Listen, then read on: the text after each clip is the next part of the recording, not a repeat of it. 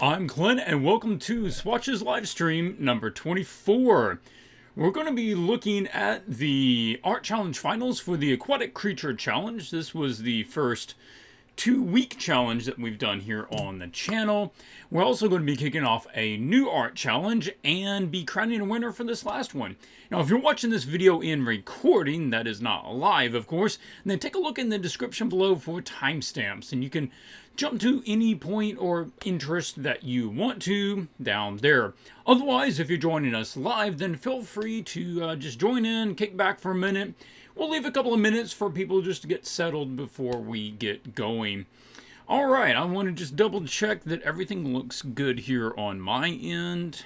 And make sure... Okay, OBS says everything looks green. I also have a couple of announcements to go over, so we will leave a moment to talk about those. Okay, looks good. Chat looks like it's working. Yeah, we're starting so early today. Normally we do it at 7 p.m. Central Standard Time. We're running at 2 p.m. today. We had some suggestions that maybe the people elsewhere in the world would like to not watch the stream live at 2 a.m., 3 a.m., or 4 a.m. in the morning. So we're doing it 2 p.m. this afternoon for me. And hey, I just got back in town yesterday. My schedule still has not gone back to normal, and it works fine. Already have people. Oni Robot, how's it going? CS Repraved, Matt Painting, Paul Guevara, Manuel, Kim, Matt. Good to see everybody. Yeah, it's only 7 p.m. in the UK, so you guys are, what, 5 hours ahead? All right. Hi there from Western New York. Hey, how's it going, guys? I think that the time change with the stream probably caught some people off. There are some people that I expected to enter finals for this challenge that did not enter. They probably still thought it was going to be 7 p.m. So there we go. I did mention it might be earlier today. I think they probably forgot. But I do apologize for the whole Dropbox upload folder thing. I honestly don't know why that was not working. I thought I did the exact same thing I did the previous week. But all you guys that did go ahead and post on Facebook, that worked just fine. I went out there and grabbed all those images and just threw them into a folder. So I think that'll work okay. All Night Designs, Murillo, how's it going? Hobo, Sumya. All right, 12:40 a.m. in Pakistan. All right. Well, it's not too bad. It's not 4 a.m. Yeah. Yeah, if you are new to the stream, then a quick introduction. I'm Clint Cearley. I'm a professional illustrator and art educator. I am most known for my work with Magic the Gathering, though I do work for other clients as well. And Swatches is a channel where we do weekly art challenges. I do videos on different art techniques and topics, as well as the spin-off spin-off show, Vibrance, where we go over all the non-outer game stuff, where we talk about habits and health and attitudes that get us ahead in our careers and in our lives in general. So if you have not watched those, please go back and watch those as well. And if you want to comment in the comment chat live, then make sure you're putting @Swatches there in the title so that it will flag it for me. All right, 16:04 in Chile. Good hour. All right, good to see it. Yeah, I've definitely seen a different group of people are able to join in at this time. Matthew says, hope the Spartan run went well. I've not done the Spartan run yet. I went down to Texas in order to work at a Magic the Gathering tournament. So there was a bigger tournament going on down there by Star City Games. And I go in as a guest artist. I have a couple of tables there. I set up prints, my custom tokens, assign cards. So I go down there, make some money, meet with the fans, sell some stuff. And I did that Saturday and Sunday this past weekend. Just got back last night, stayed an extra day, visited with the family, and came back. But my first Spartan race this year, the Spartan Sprint down in Alabama, is coming up in about 2.5 weeks. Yeah. I think I'll be pretty good for it. I've been training. I need to go back to the gym tonight, but alright.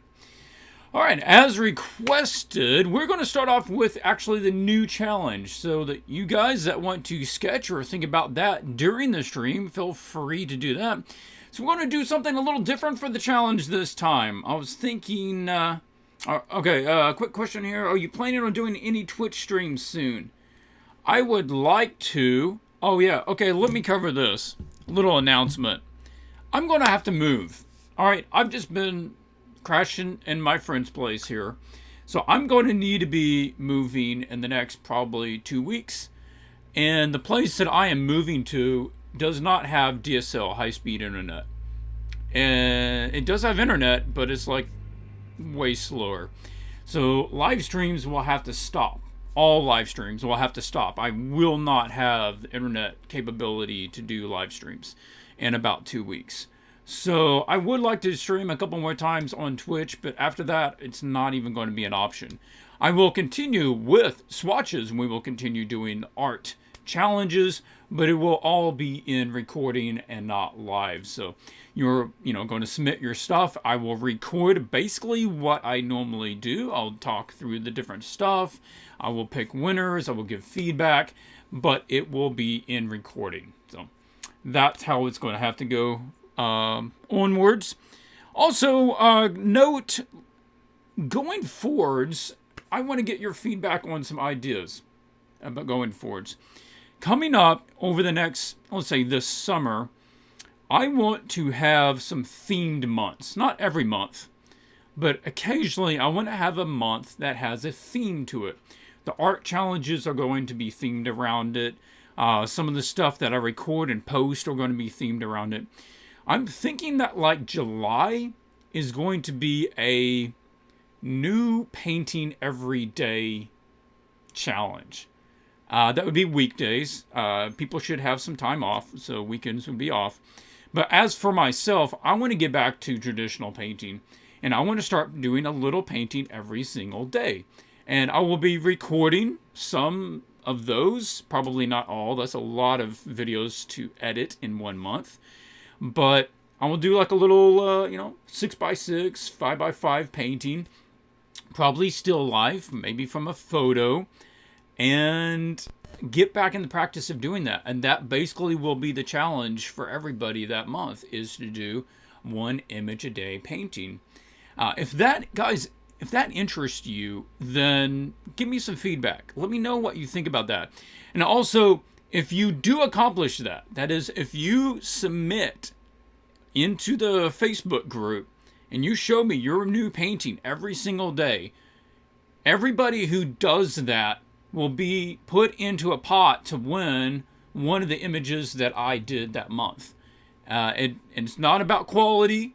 It's about you consistently doing, like 20 images that month. And then you would be in the running to win one of my pieces. And that is an idea that I thought would be good. Get back to some of the traditional stuff. We're not talking about digital paintings. We're talking about traditional paintings. Probably watercolor, gouache, oil, acrylics. One of those. I would even go for like maybe a pastel painting or a colored pencil. Let's just stay away from just straight graphite though. But some of your feedback saying, cool idea, love that. Finally caught you live. Alexander, hey, welcome to the live stream. Russell, yeah, that's awesome. Satara says, that's a good idea. Love it. All right, good. Then if you have more feedback on that, then please drop it into the Facebook group. If you've not joined that, that is at swatches.group. And I'll hot link you right to the Facebook group. And if you have other ideas along that line, then, feel free. I'm trying to make this organic, let the channel grow as we need it to. Swatches, have you checked out cable Wi-Fi? It runs with the TV instead of the phone lines. Kim, honestly, I have not. Cable Wi-Fi. You know what? I'm going to jot that down right now. That is not the right pen.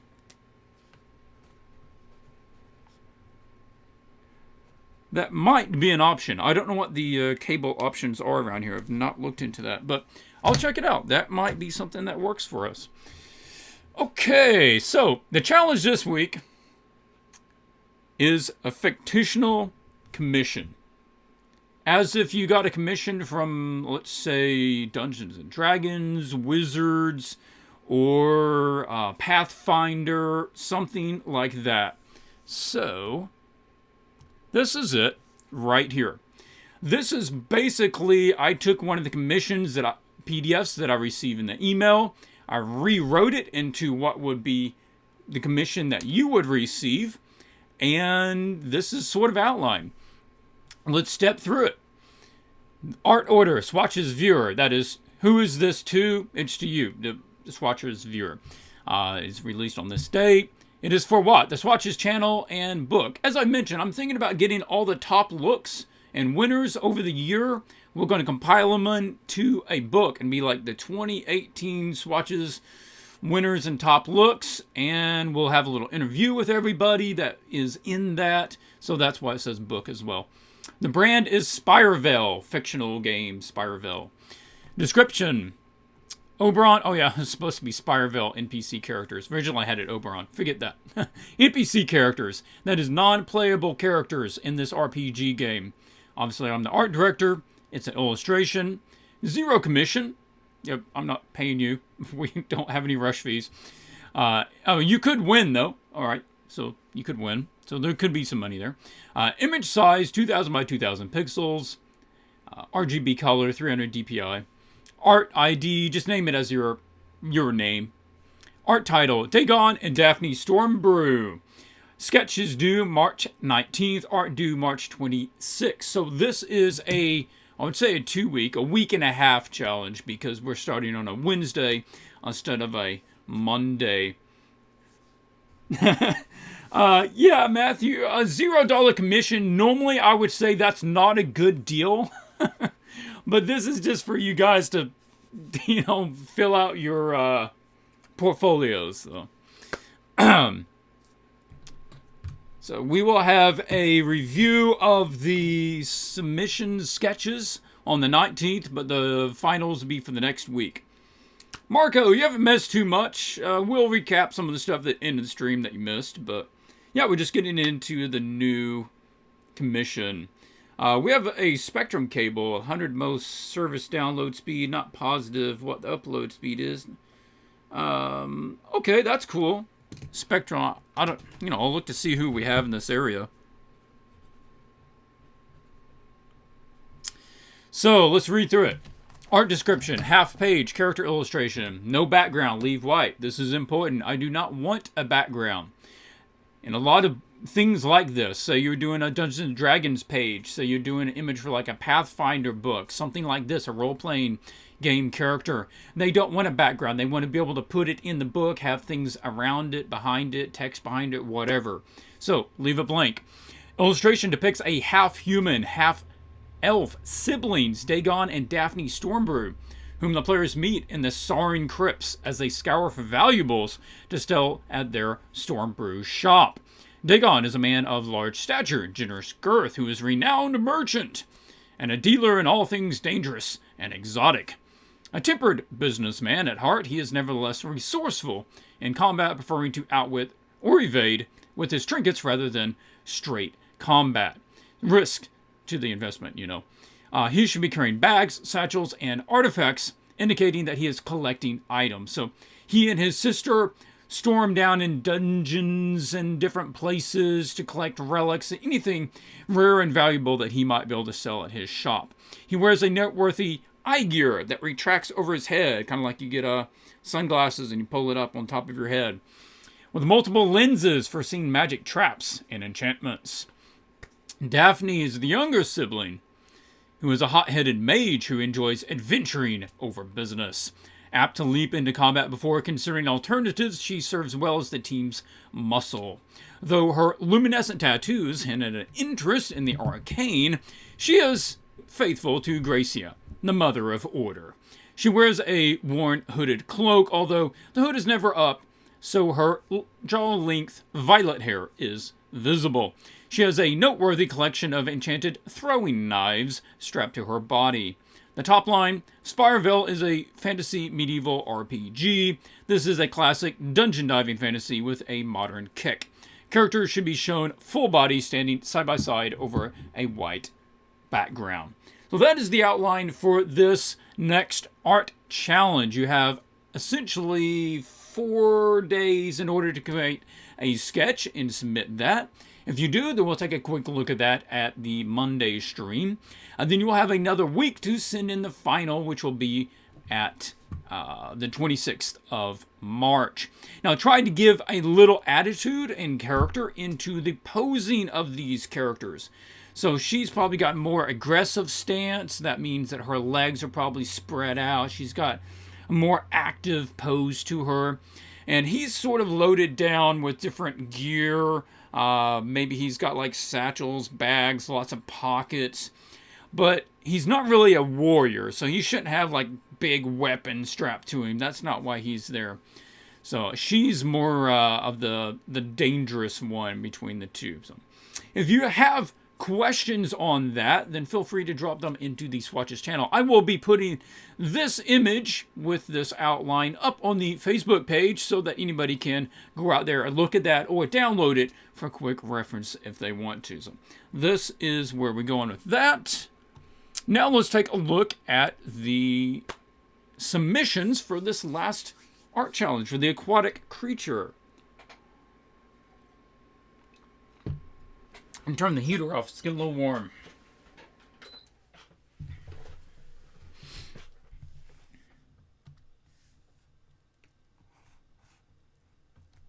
Okay, here we go. So we have 27 finals. 26, 27, one of those, I forget. And we're going to just do a roll call to start with. Go through, look quickly at every one of them, do a name shout out.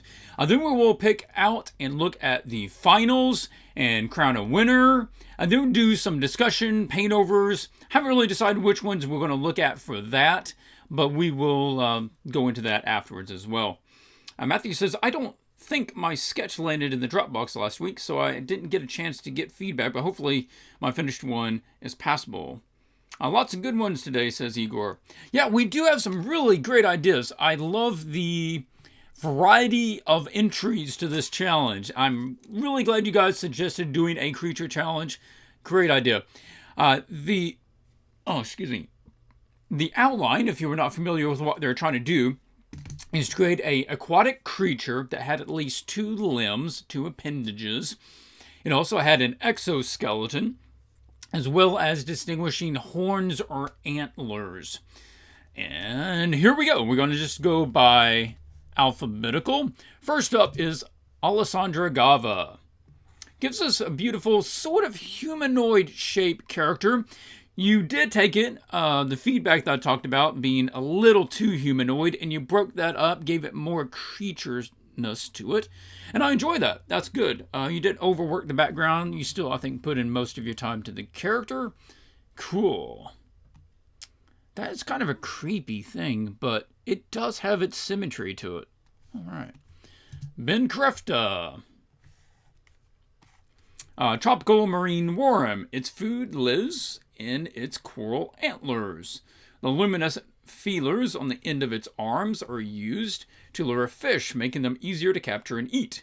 Tightly curls up when threatened. Oh, okay, so like the exoskeleton shells basically protect it into a little ball when it curls up. Yeah, I like that. Yeah, it catches the stuff with that little thing down here. Cool. Again, I'm not going to be doing a feedback on all of these. We're going to try to just do a quick look.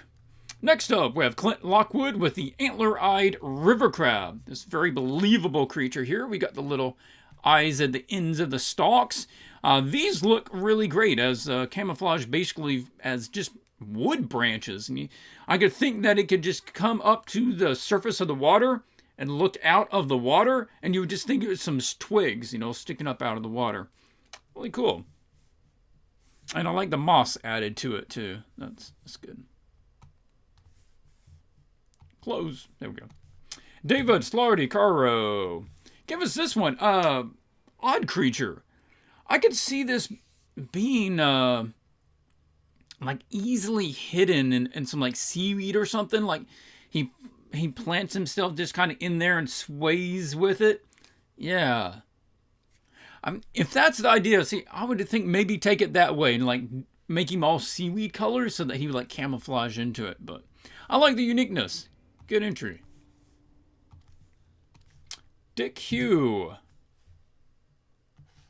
This guy, sort of a combination fish shell. Yeah, little spots on it too. Good to add that, just to sort of break up the basic pattern. Eric Bushy. Big scene. For our sake, it might have been better to just crop it into the character. I don't know that we need so much around it, but I like it. Basically, it's like a much more armored whale type of creature. Yeah. Franklin Guram. I don't know how to say your last name. Sorry, Franklin. Gives a bulky sucker on this one. He's got it though. Exoskeleton, the horns. I guess these are the appendages. He's kind of have it closed in around him there. Glowing eyes. Yeah, definitely the underwater predator. Alessandra, how's it going? Where can we find the brief for the next week's challenge? I will push it up. I will put it on the Facebook group. So go out to www.swatches.group. And after the stream, I'll post it out there and you can go download it. Igor Bondar. Another solid piece from Igor. Very beautiful. Going with that sort of seahorse style face. Good shapes going on. Good forms there.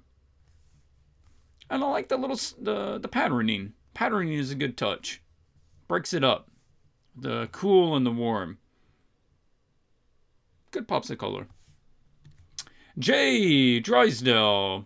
This was not submitted in the final with the other finals. I did see this work in progress out there, so I don't know if he meant that to be. But Jay did create this one. It is not complete, but it is a sort of armored seahorse take. I guess he was going to have somebody on it, but that doesn't look like it was finished. Cool idea. It's kind of an underwater dragon seahorse mix. Yeah, really cool. Gede gave us the Sunken Empress design. Unique body shape. The heavy body here, really longer, thinner tail with the cool exoskeleton up here. It really gave us... This is, I think, one of the most antler-like designs rather than horns, and I appreciate that. Yeah, you did really go, and it works, so I can kind of buy that. Another stunning piece of Igor. Great artwork. Yeah, doing really solid stuff. Lisa Vanderbroek. And we got this one, more of like a little prawn creature. I'm getting the idea this is very small from the blade of seaweed or grass here. Little guy. I particularly like the way that you have handled the color striping in this more delicate area. That's very believable, the way that works. And the way it just kind of catches the light and would have a shimmer to it. And then we have more of the traditional kind of appendages up front. Alright, cool, man.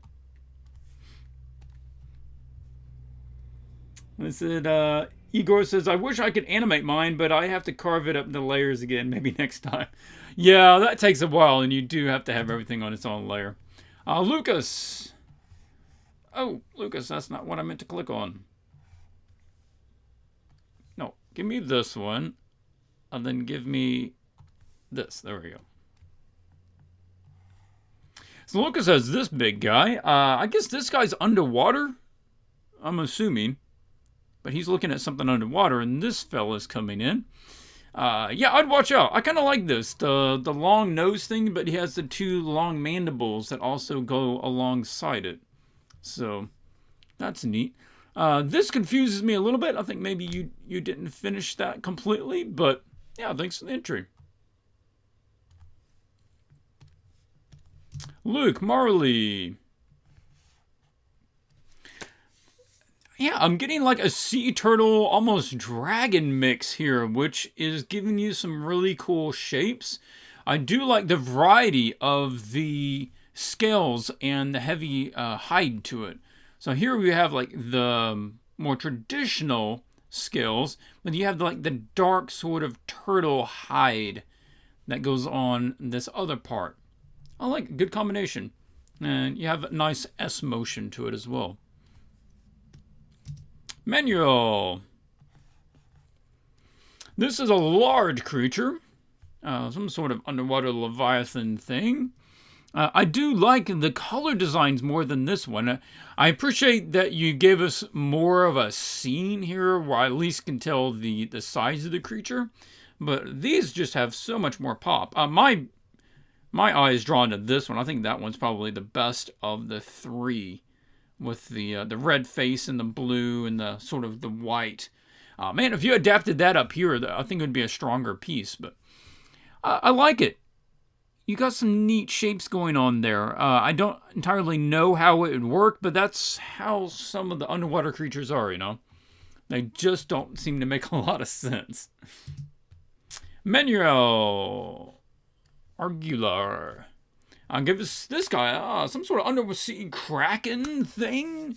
Long octopus sort of tendrils, but also really heavy back on the top of it, the exoskeleton. Lots of eyes. This is just, I want to say, a classic underwater sea monster. It's well handled. Good clean image. And it's got all the hallmarks going on. Yeah. Marco Fabro gave us almost like a dolphin. It's sort of reminiscent of a dolphin. I don't get the idea that this is like a predatory creature, but almost like a really armored porpoise. That's cool. Yeah, I think that'd be neat. So you got the horn, the little gills there. All right. I think next time you try that, that's good for like a design. Think about like turning it so it's like maybe its head is swimming to us. We get a little more 3D look of it, and that would help us to understand some of the forms. So if you want to take this a little further, that's what I suggest. Like, give us a little more 3D angle with it.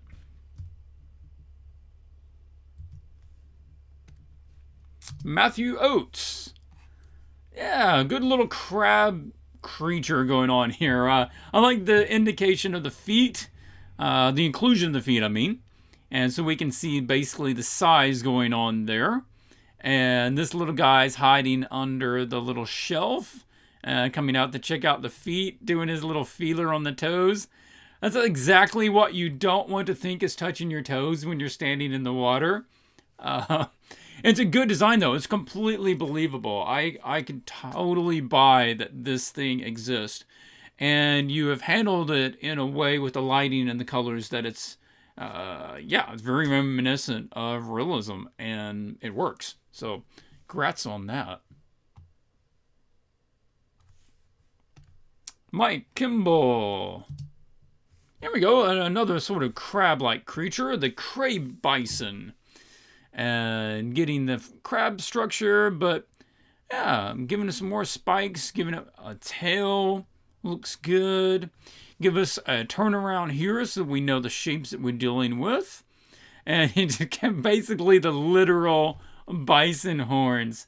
And I've said that before. You want to know how to create a new creature or a character? Get two things that aren't usually connected and combine them together. Get a bison and a crab and put them together. See what you get. And that might not be exactly what you want in the end, but it's a fantastic way to get the ideas being generated to come up with something new. Cardrassa, hey, how's it going? Looking good. Hello, everyone. Can you tell me where to submit assignments? I'm sorry, I can't find it. The Facebook group has links. I'll put it out there where you can upload images for finals and sketches. All right. Mikolaj. Monster creature going on here. I like this guy. He could just sort of pull his claws in and look like an undersea heel. I'm getting the idea that this guy is big. I'm not entirely sure. You did go with more of the the predator alien mouth, the unfolding mandible things. It sort of fits who this guy is. Yeah. So I like the idea overall. It got the spikes on there. Got some good smaller shapes added on to these. If anything, maybe doing a little more cleanup. A lot of these edges are just kind of alluded to, but they're not real clean. So you can have underwater stuff that is murky. You can also have underwater stuff that's just not real clean. So you could probably take this up a notch or two, but just coming in and cleaning up a lot of the shapes. But the design looks good. Mario, Justiniano. Again, I butchered your name. Sorry about that.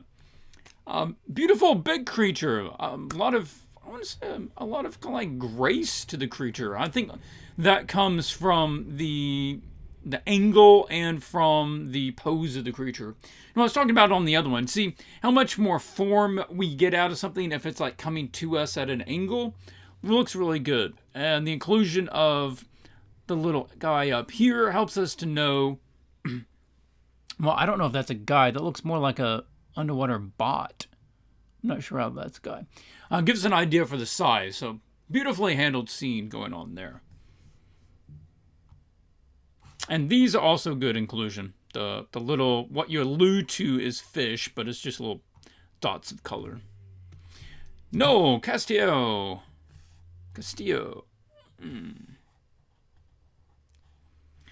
Oh, I like this guy. You definitely did some work with him. Give it more pop of color. You changed it, so he's way bigger this time. On the sketch, I remember him being much smaller, so now he's much bigger.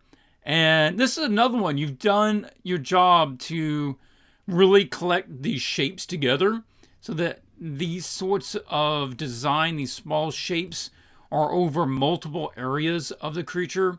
And it looks really consistent. It looks like a creature that is very viable. But yeah, I have to agree. The comment, Herrera says, this one's gross. It's kind of gross. Like, this one's like, not a pretty creature, but a fairly believable one. And that's handled well. Ricardo. Give us a little guy. It looks like maybe some sort of creature that this guy summons. A guardian creature of some kind? I don't know. But he's automatically getting a little narrative going on with this guy back here. Like he's addressing it, talking to it somehow.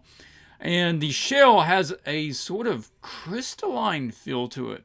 In my opinion, I don't know if that's what you were going for. I think it probably was. But I get the idea that it's like covered in like organic rubies. And that, frankly, is a really neat idea. I like the shapes going on here, and it could totally serve as some sort of underwater guardian of a sacred pool, something on that line. So I like it. Good job. Rusav Siranta. A really cute picture. A sort of seal dragon thing. Really pretty colors. He looks innocent, happy. It's a clean image, and it's very consistent. Big, full shapes and bright colors. And the birds seem completely happy around him. These little inclusions off the cheeks are great. That really helps sell his kind of, droopiness. Just sunbathing out there. Hey, I don't have much to say about that. I think it works. Good picture. I like the character. Or the creature. Sergio. You got at Swatches, do you have any book or resource recommendations that cover the creation of strong character poses that help reinforce personality? No. Do you have any resource recommendations that cover the creation of strong... I know that Ian McCaig, if you can look up some stuff by him, I forget where it is, but he addresses character posing somewhere. So look up what Ian McCaig has to say about it. And I did learn a couple of things about how what he says about posing characters. Sergio. Oh, you can also look. Some of the comic book stuff, honestly, is also a good place to look. You know, how to draw comics the Marvel way, or similar books about how to pose characters from comics.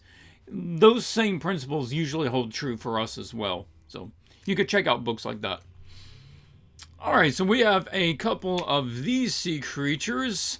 Sort of the underwater dolphin rhino beetle mix, which oddly works pretty well. And we've got a symmetry with these guys swimming around each other. A little dark. I would have appreciated that being lightened up just a bit more so that we could see. But the flow of the characters is good. And you got the horns going on. Good. Thank you, Sergio. And two more.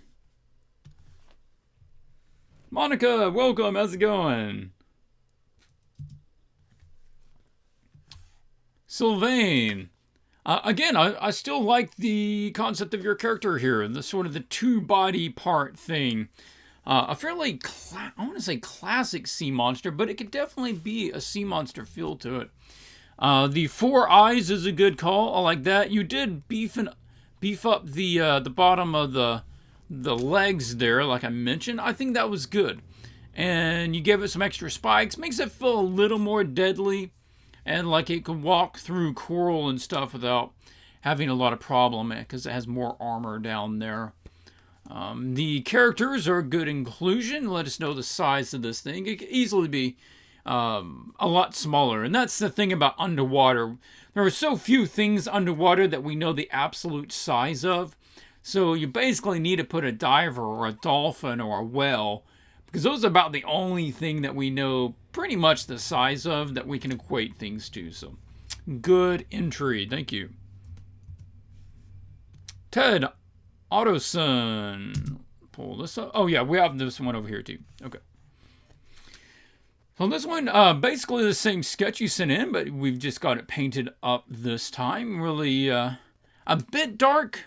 Let's brighten that up a little bit. I don't want all that hard work to go to waste. Yeah, Ian McKegg does have a book called Shadow Line. I do have that. I don't remember if that's where he addresses the pose thing or not. Mitch says, hi, Clint. Sorry I missed the challenge. Hey, man, don't worry about it. We all have stuff going on in our lives. If you can make it, great. If you don't, that's fine. They're going on a thing with just the spears. Okay. So, I like the form of this creature. Lots of little legs on the bottom, kind of like a centipede, but he's got the big hands right up there front by his head, and got the scales down, fin scales, I guess is what they are, going down the side. Good, good. And last one, Ewan. He gave us a whole breakdown. I think maybe I did not download the highest res version, because this is a little low res. Okay, we're not going to take the time to go read all of this, but it is out on the Facebook group. So you can go read this and check it out later if you want to. We have basically the ecology of this thing's life and how it's harvested and how to turn it into soup.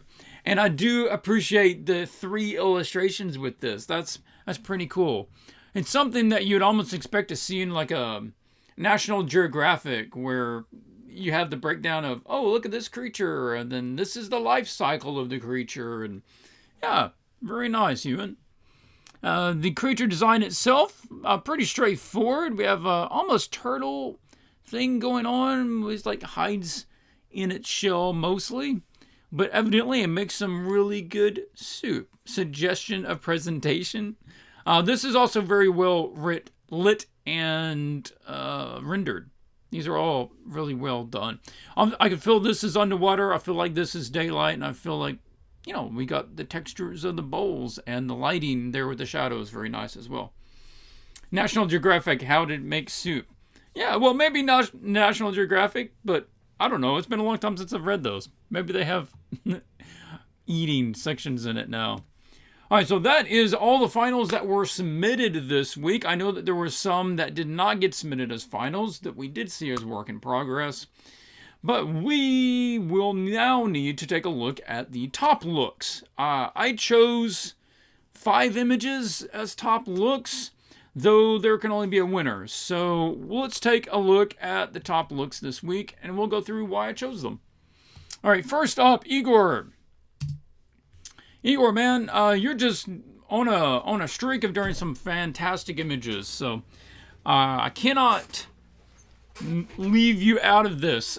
Beautiful symmetry to your character. Really love the forms you have going on. The lighting and the colors are well handled. The really warm tones against the cool cyan and blues is good. The small details like the patterning on it, on the fins and on the face is excellent, as well as some of the minor shapes going on, like in the eye and the small stuff going on there. It's one of the things that I talked about before, which is the second read. You want to have 2 levels of read to a character. You want to have the first read where you understand the pose and the general idea of it. And then you want a second read where you can notice things like, oh, the little whisker things and the shapes of the eyes and the little color spots. Those things as well. So, Igor, in the top looks this week. Gee, guys, I see a couple of people saying you missed my entry. I went and grabbed all of the entries that I saw that were posted on the Facebook channel, on the Facebook page, and I grabbed the one that I saw on the YouTube. I apologize if I missed it.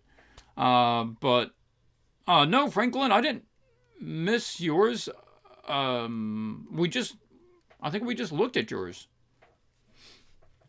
So, Jeed gave us this guy, the Sunken Empress. One of the things that I really like about this is the transparent or translucent exoskeleton. A very unique idea that I don't recall seeing before. And the idea that we can see some of the design of, I won't say the design, but the inner organs of this thing through the shell, and the small little lights down through the veining area of it.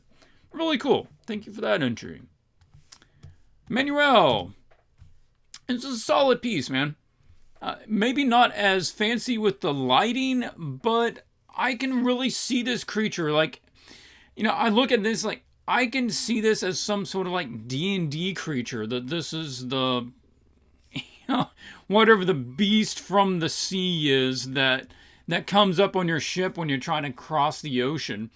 And it just has all the hallmarks of a classic monster. So this is well handled. It is a very clean image. And I like the idea that it could probably ball up its tentacles under it, and then it would just drift to the bottom. And because of the craggliness of the top of it, with all these little like seaweed things, you would just mistake it as some little undersea heel. And I think that's pretty cool. I like that. So I appreciate the design and the textures going on with this. Like I said, like the seaweed, we've got the cracks in this. We've got all the little wrinkles going on with the tentacles. So it's a good variety of textures going on. Matthew Oates, a more straightforward creature. This is basically a modified crab, but it's so well handled. Like, this is a very believable image. I'm sure that he did some references with photos, and hey, it works. I buy it as a creature, and due to that realism and the believability, that earns it a spot in this challenge. And last one up is Justiniano. Beautiful piece. And there is something to be said about a piece that's just really well done. So the dynamics of the flow of the creature, the lighting is good, and the depth of field where the back of it drifts off into the shadows and is becoming less and less detailed as it goes back. So there we go. So each one of them, I just want to go back real quick. Why do I choose each one of them? This one has excellent shapes and colors, and it's an interesting character design. It's well handled. It's a sort of professionally rendered scene. This one has not as good of a scene overall or lighting, but the design is really cool with the idea of like a glowing translucent shell, and the underwater antlers are surprisingly effective. Manuel gave us a very classic character as far as like a sea monster. And there's something to be said for doing something really classic, doing it well, and doing a good, clean image. And that's why it's in here. Sometimes you just want to do that classic monster. Matthew Oates, the realism, earns him a spot in here. It's very believable. He's done definitely some references to real life in order to capture that realism. That earns him the spot. Justiniano has a combination of good posing, dynamic lighting, good control of values, and an interesting character to add to it. Now, I can only choose one winner for the $25 QBrush win. Now, I do have to explain, if you're new to the channel, then QBrush.co is sponsoring this live stream by giving $25 QBrush dollars to the winner. That is, you can use the $25 for anything in their store. QBrush has a collection of educational art videos, 3D models, brush packs, photo packs, a lot of good education and resources for artists like us. I sell some of my videos out there. The founder of QBrush, Mark Burnett, has a great array of videos out there as well. So guys, go out there and check them out if you're looking for some good stuff. And the winner of this one, you know what, there's actually going to be co-winners. It's going to work like this. I was looking at this, and we're going to be one person is going to be my winner, one person is going to be the QBrush winner. Because I think we got winners on two different fronts. The QBrush winner is going to be Jeed. Jeed, I don't think your image has the same punch visually as some of the other ones, but you're going to win because this was a creature design challenge, and you gave me, I think, one of the most unique creatures. You gave me an idea that I've not seen before, a translucent exoskeleton. And that is a fantastic idea. And it's one that I wish I could have come up with. So for that, you're going to win the $25 from QBrush.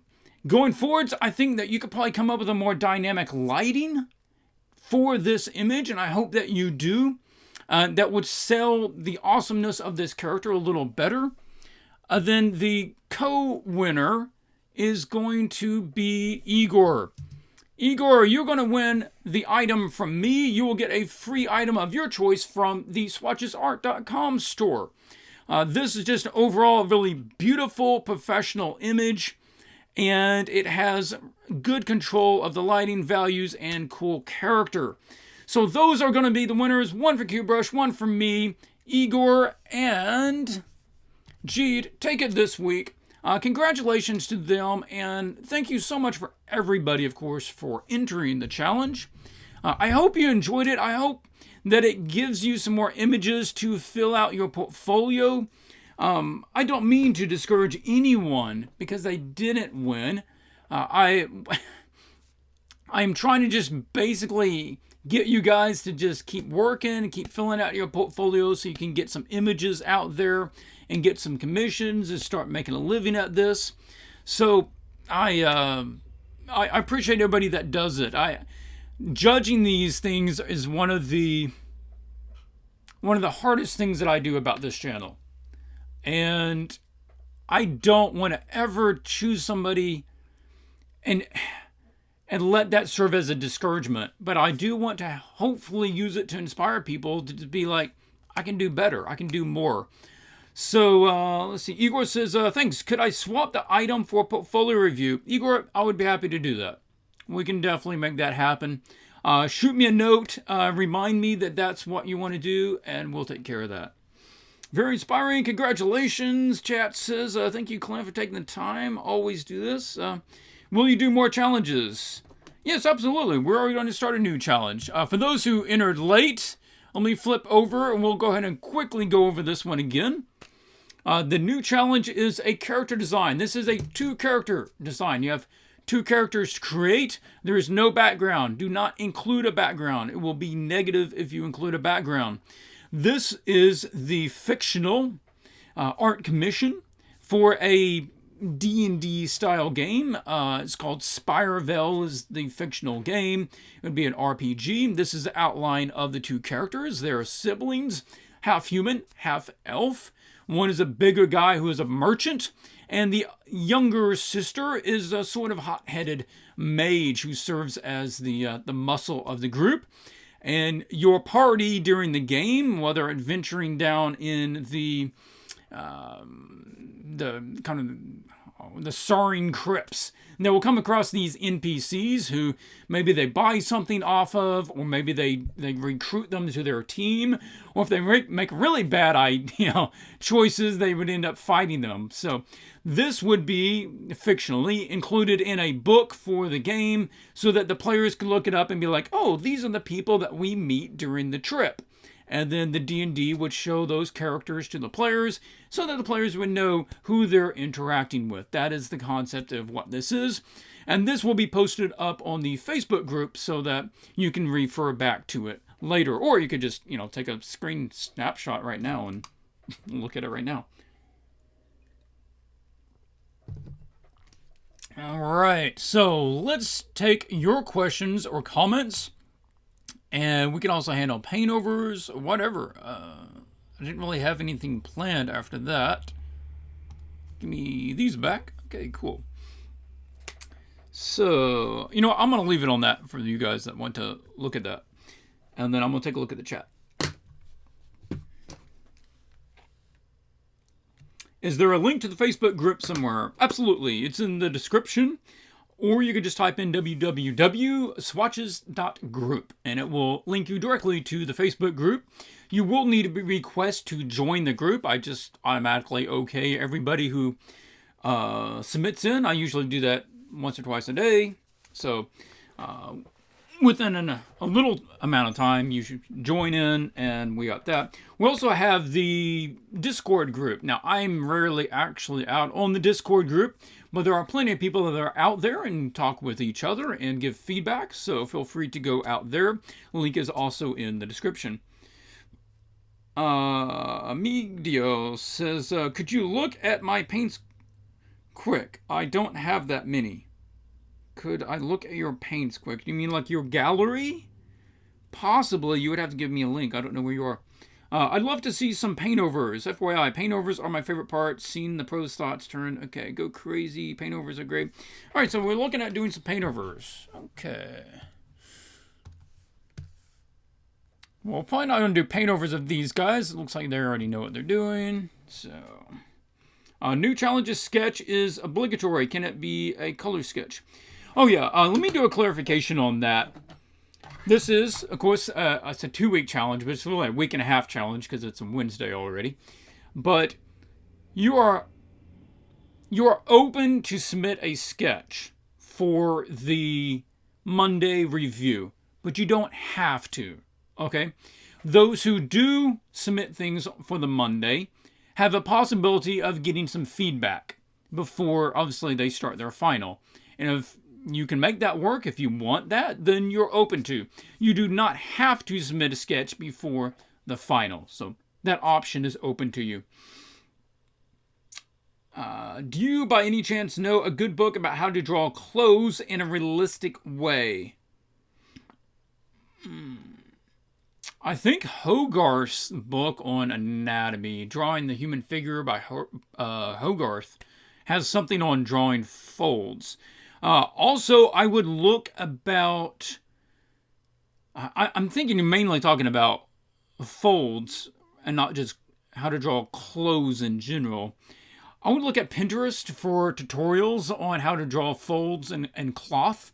And there were some good, fairly straightforward, simple tutorials that outline the general idea of how folds work and the kinds of folds that there are.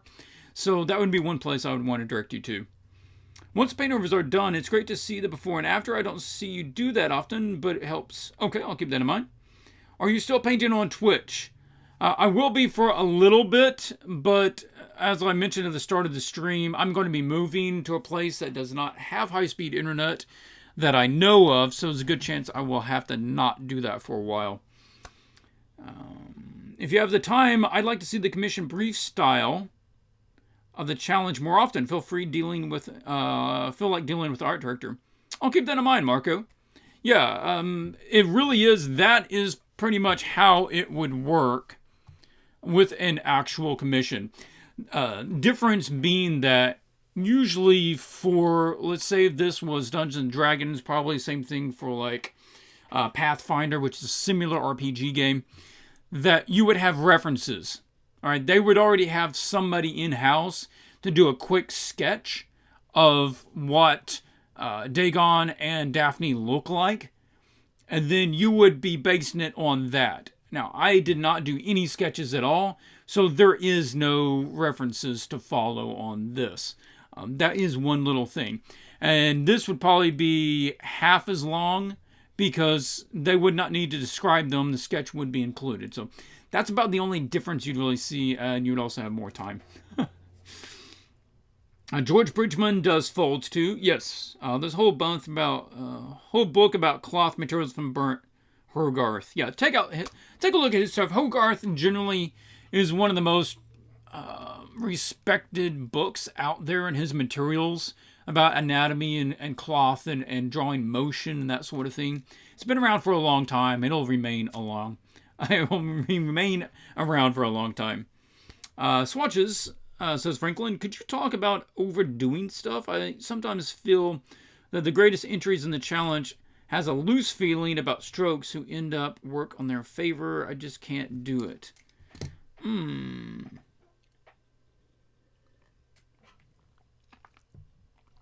Really overdoing stuff?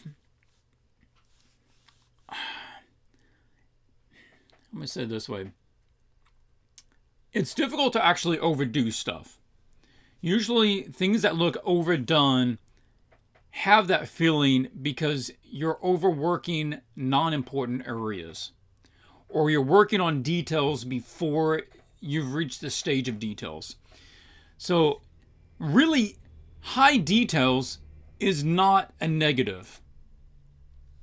High details is only a negative if you went to the details too early and it compromises the form and the underlying or overarching value scheme and color schemes, or if you are spending time detailing an area that is a minor area. So the focal point, let's say, is the character's face, that should be having all the heavy working and detailing done to it.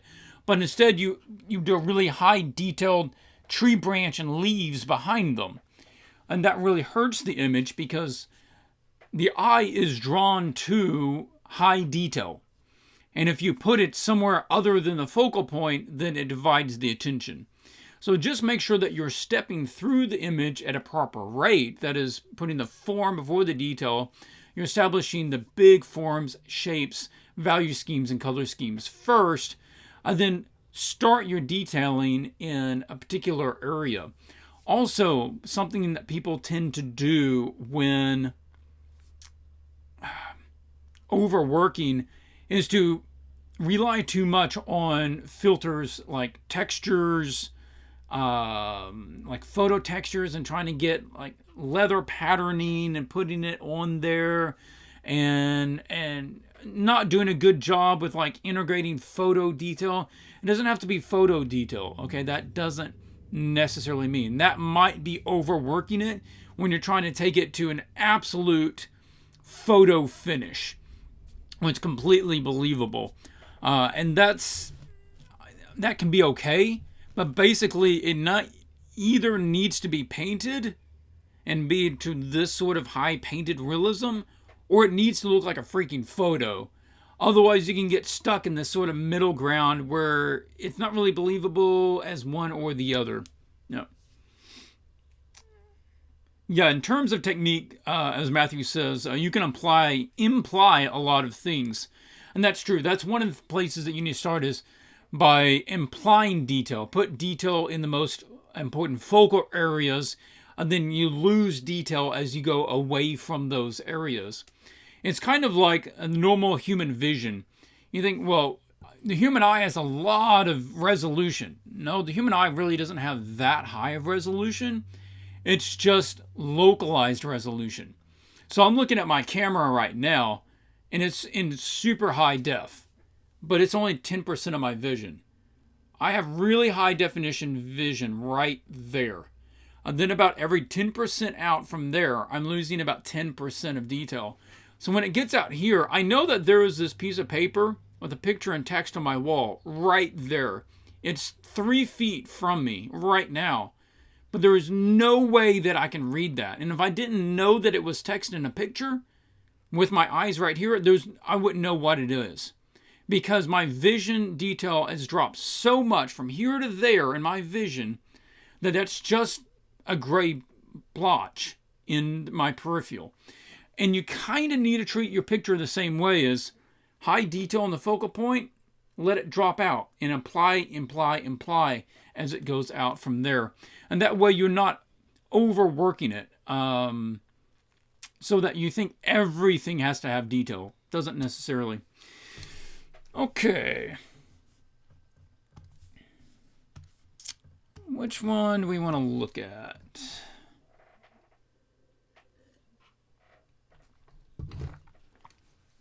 Yeah, I'd not picked out any for Paintovers.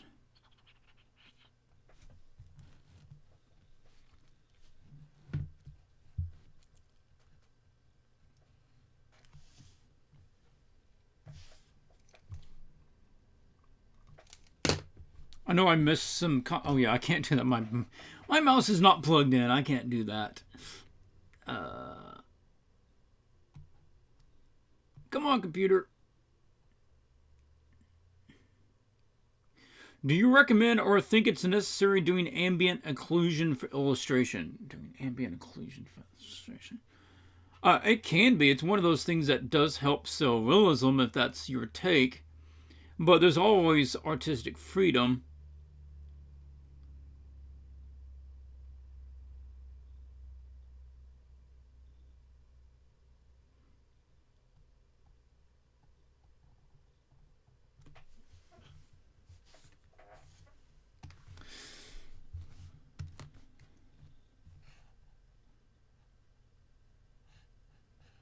All right, let's see, which one do we want to look at and what do we want to cover?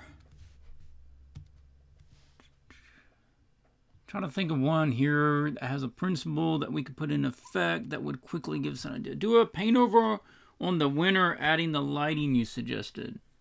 We could do that. I think I used the wrong word. I didn't mean overdoing, like doing a lot of details, but overdoing, like doing bad stuff for a long time, like oversaturating or going too dark. Oh, okay. Franklin says, I think I used the wrong word. I didn't mean overdoing, like doing a lot of details, but overdoing, like doing bad stuff for a long time, like oversaturating or going too dark on values.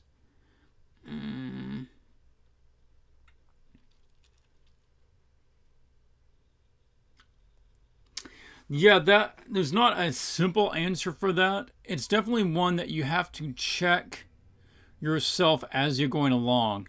It's doing things like flipping it to black and white to check the values to make sure they hold up better, because things look different when you add color. But you have to make sure that your value scheme is still working, and it's like flipping the image horizontally so that you can make sure the composition and the pose is still right and you're not getting things askew. And that is a good way to check that as well. Getting feedback is good. And you can also try tossing on some adjustment layers so that just try at some point to really jazz up the saturation, see if it looks better. Run the saturation down, see if it looks better. and then try to adjust the color one way or the other, see if it looks better or worse. And that can help you just make sure that you're not missing something as far as an option. Room says, which to overpaint? How about the yin yang rhino beetle things? Lighten them up in order to cure the too dark. Try to match and understand why they use colors and values in a certain area.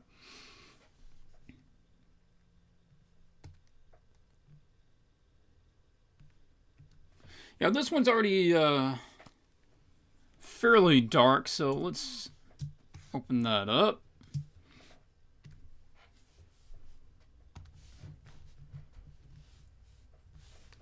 I'm going to use a exposure, and I'll put that over here. No, come over here. I'm going to use a exposure adjustment in order to run this up higher, and then use the mask. I use mask all the time if you're not familiar. And I want to mask out a lot of that up there.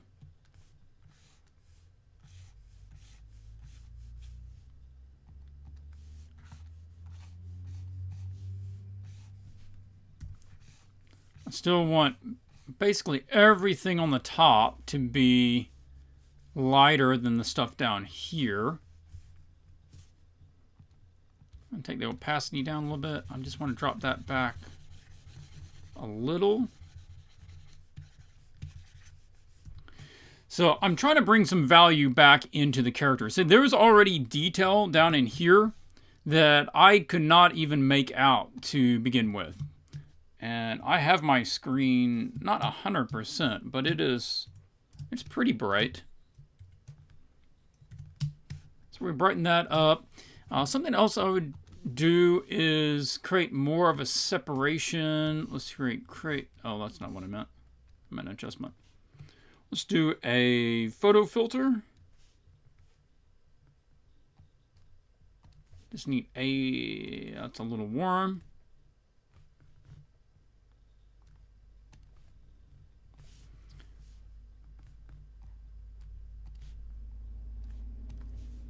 And I want to use that on the top. Yeah.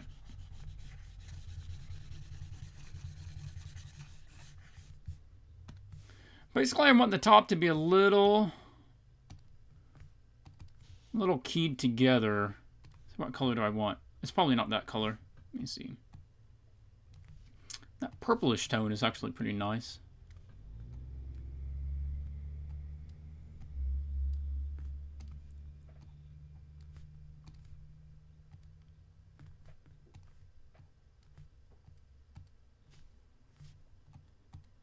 That just keys that together a little bit. You're running with a more of a variety of color up here than you are down there. And I want to change that up a little bit. Something else that we could do down here is to use another filter. I'm using a lot of filters here because it's a way for paintovers to do a really quick change to a large area instead of having to manually paint it all. I'm going to shift that a little more this way. Okay. I cannot see the chat at all like that. I need to pull this back.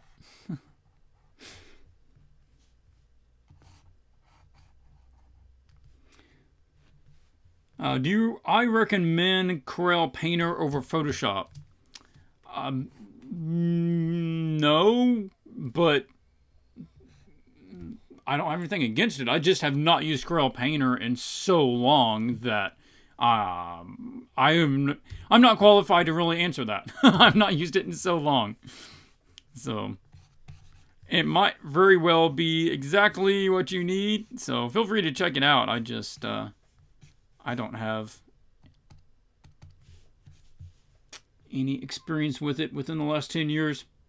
The bubbles could be used more effectively to add more dynamic feel to the image. Right now, they're a bit too pronounced and too well defined. Yeah, it is a really heavy amount of bubbles. If you wanted to do that, I'm thinking it's like you need to indicate that one of them just came underwater. splashed back underwater, and the bubbles are kind of coming off around him. Want a whole tutorial on different age groups, graphics, color palettes, especially for kids, highly saturated colors with backgrounds. Okay.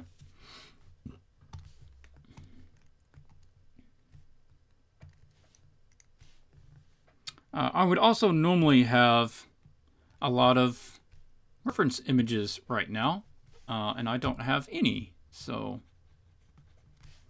thinking about how I want to do this. I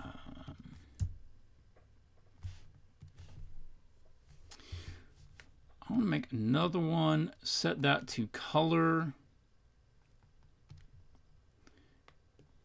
and I feel like I want to add some different color in here. I need a variety. We just have this really solid green.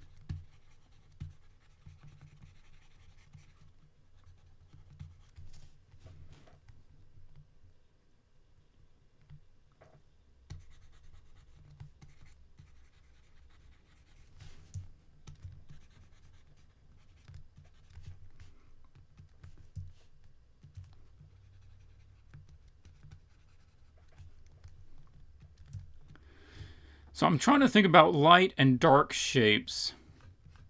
Like maybe this guy is going to that guy's shadow, so he has more of a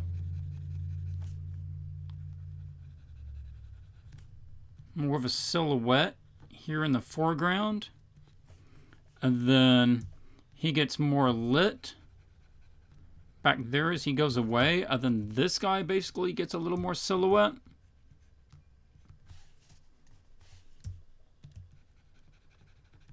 And that's thinking of the value scheme of the image. We can establish that as well. Just make a layer of that. So, okay, now we can see the value scheme. And I can flip that on and off if I want to. Is Adam from Lucid Pixel an MTG artist? I have no idea. I know some an MTG artist, but I don't know him from that description. As Swatches, I leave my job and focus on learning art. Now, when I have a lot of time to do this, I can't focus on it and try to draw and paint only a few minutes. Can you give me any advice on how to focus or practice? Also, this has nothing to do with the image. Thank you so much. Plan ahead. A lot of times it's difficult to focus on a project if it's not properly scheduled in. But if you make time for it ahead of time, it's a lot easier to focus on that thing.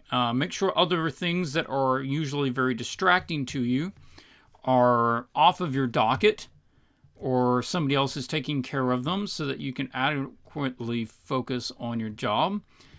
Turn off other things that would generally get you distracted, and that should also help. All right, now we shouldn't be getting real dark right here. Like, we shouldn't be getting black, because this water is going to be carrying a lot of ambient light. It's hard to get black this shallow in water, because the water is just so translucent. It carries light through it, really thick medium. And although we're going to be picking up, I think, more of this bluish tone and less of that green. So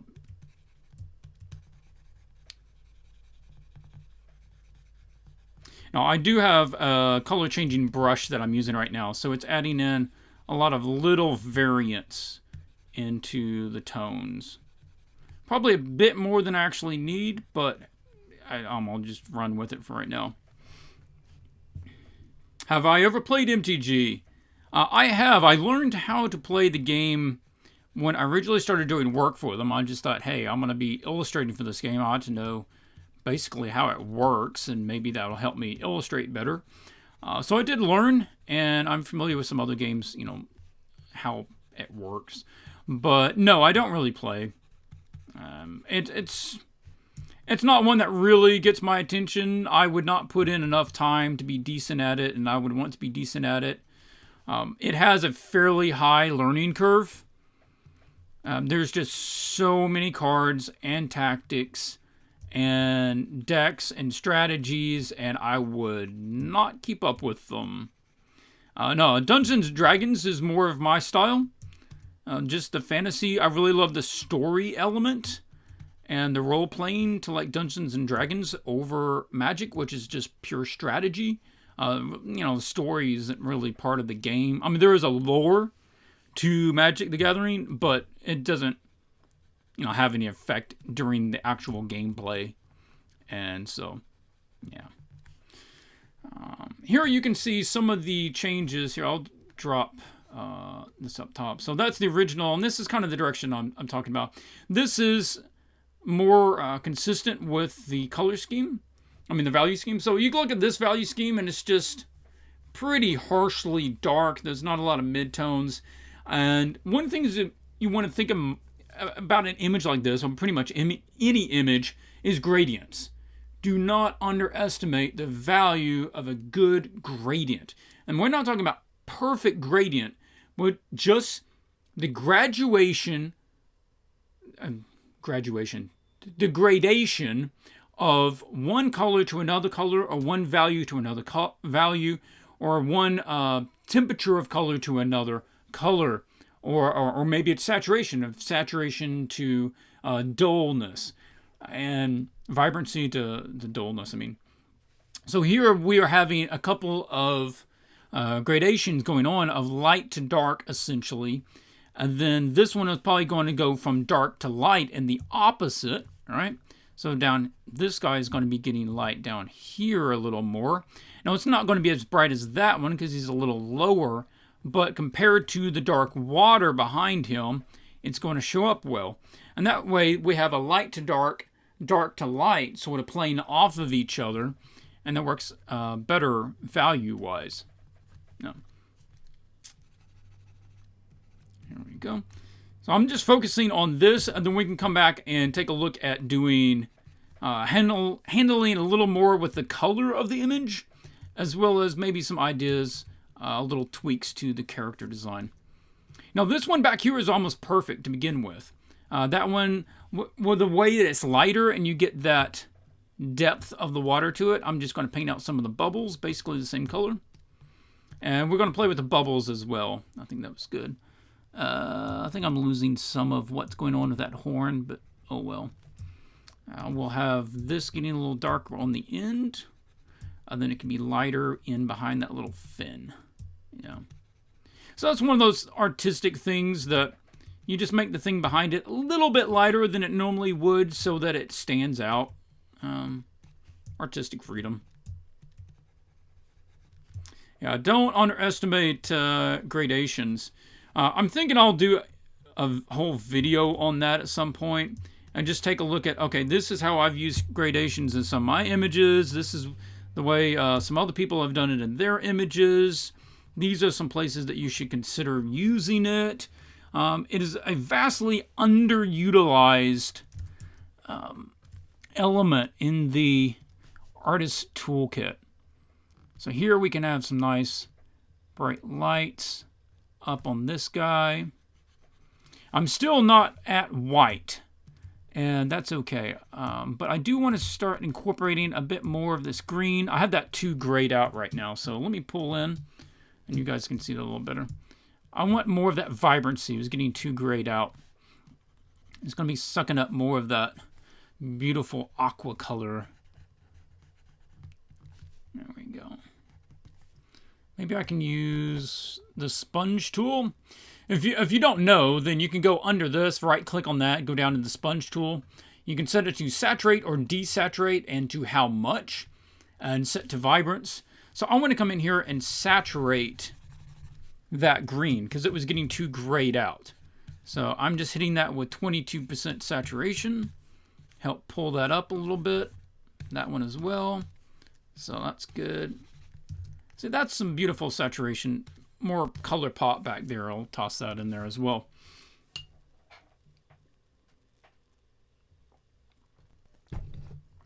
The cut plane of the water could be a little closer to the camera, says Filbert Mill too. Yeah, I agree. You could do that. Have like, it feels closer. The wave is not way over there, but it's like right next to us. And this is, there's more water in between there. I would agree that that is a direction that you should go. I would want to look up some references for that before I did it, but I would agree with that being a good direction. I would just get more pop of that beautiful green in there.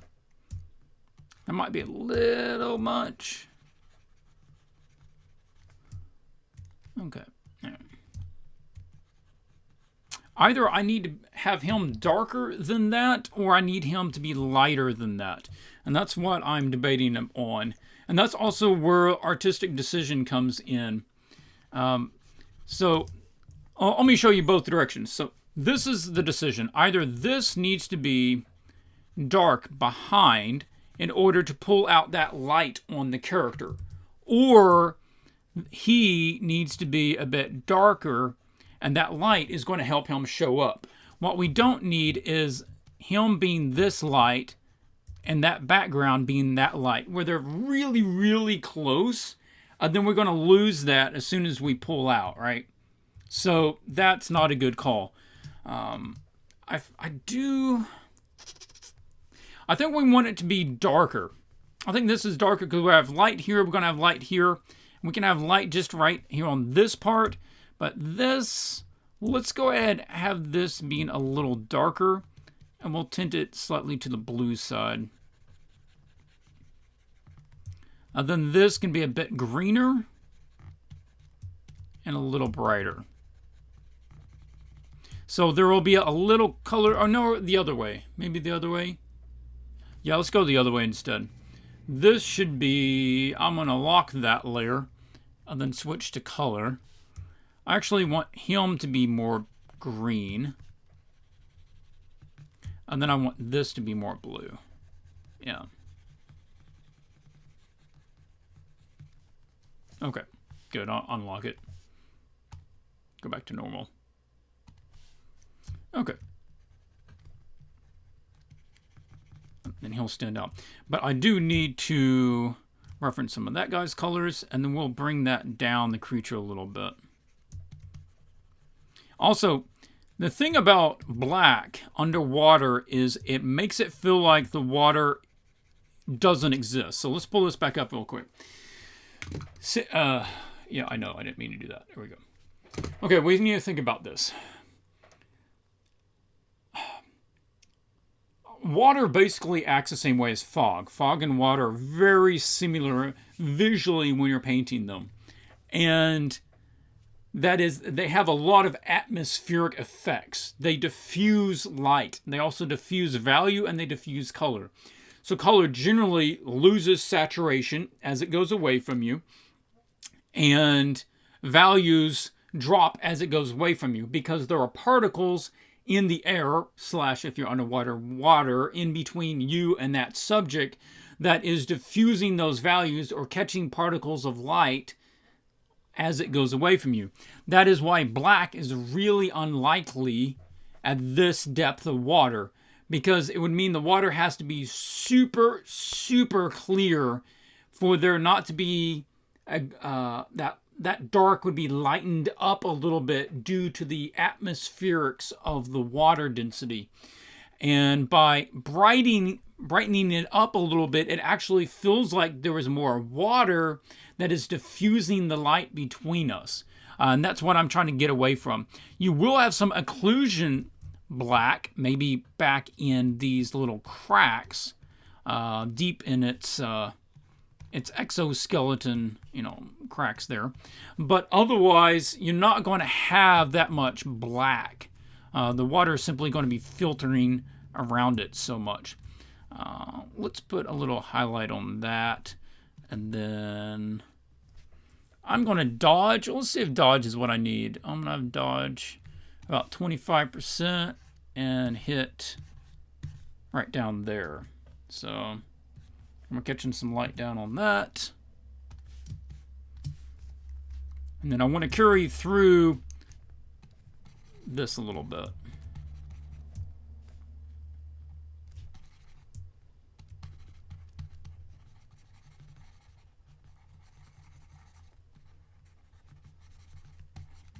Alright, sort of tying that together.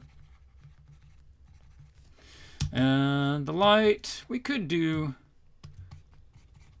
I don't know if they're still called God rays when they're underwater or not.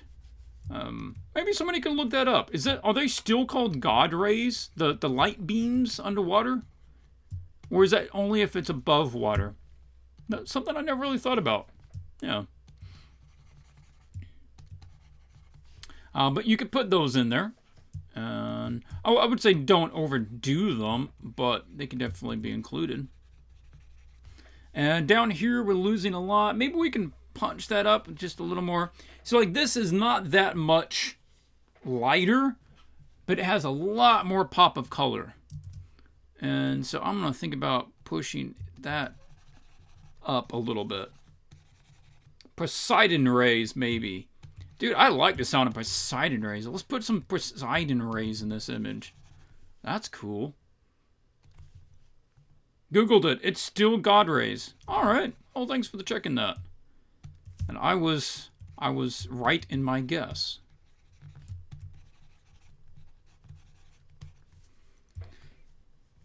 Now, if you wanted to go with some more color, you can do that. Maybe we want that, maybe we don't.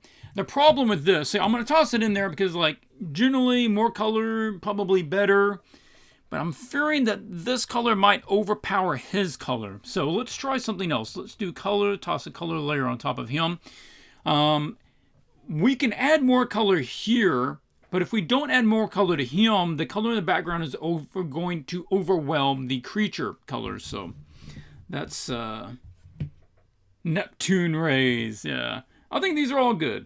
How comes you are using these colors for the sea, and how do you know what ones to choose?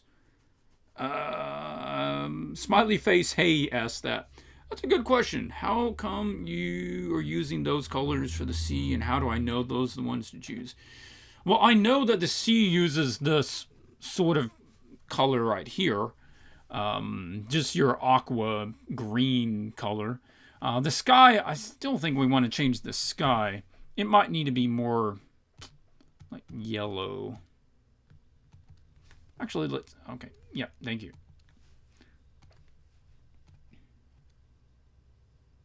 Yeah, see, that actually fits a little better, I think. Okay, let's do that.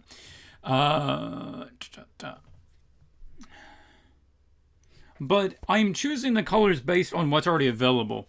And that's one of the things with color is you don't need to use every color. And I'm treating this as if it's a fairly limited color palette, and that's fine.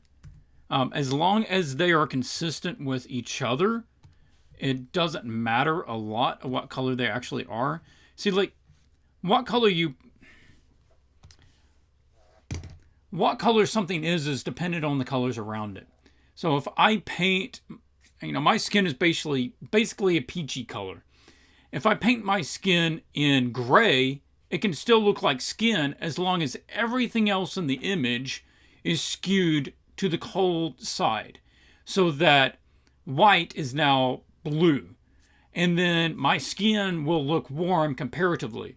So the exact color doesn't matter as much as the color relation in the color scheme. And that's what I'm trying to go for. Like, they are basically more green than the background, and that's fine. And then I'm just using my color changing brush, which... Right here, I'll pull that up if you're just curious. I have color dynamics turned on. So hue jitter to 7, saturation jitter to 7, and brightness jitter to 5.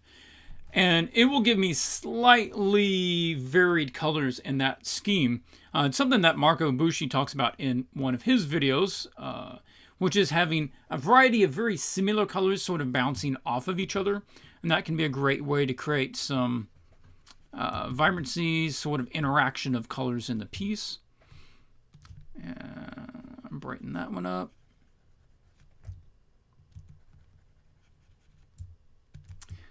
Now, I'm also choosing them based on what would look good and be believable. Would this actually be what it would look like if I took a photo of this scene?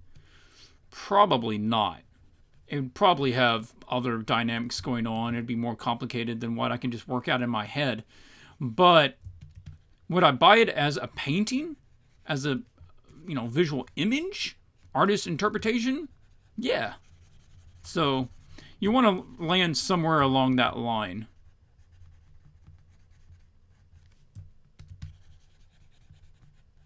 Unless you're doing like matte painting for a movie, in which case it pretty much just needs to be completely realistic. Yeah.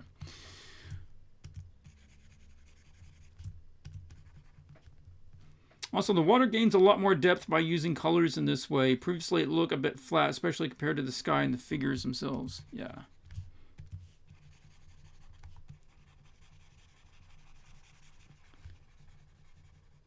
We can actually brighten that up. The darkness of this water is almost competing for the darkness of the creatures themselves. So let's just brighten that up a little bit. Remember, if possible, and this is just a rule of thumb, does not apply to a lot of things, but applies to many things, that is, stick around the midtones if you can. If you don't, unless there's a good reason not to stick around the midtones, you should probably stick around the midtones more. See, this one was pushed basically super light and super dark, and my shoelace is caught in my chair. Sorry. But we lose a lot of color and vibrancy because of that. Because the closer you go to the ends of the value scale, the less actual color that you have. So if you stick around the midtones, you get more of what's going on there. And I actually want to pull that down just a little bit. Okay, it was just being slow. Oh, wrong way. Yeah. How do you usually add textures to a piece? Right now, you're defining the shapes by using surrounding light. Do you use texture brushes, photo textures, or do you just paint them in? I do all of them. I would say most of my texture just is done with brush. Now, if I had need to come in here and add, like say some seaweed or something, I could probably use a brush like that and just indicate something. That doesn't want to go that way. This is also a good place that you could throw in some little, it should be lighter. It would be catching little particles in the water. Those are squares. I didn't realize those are squares. That's not what I need. I thought I had one of these. There we go.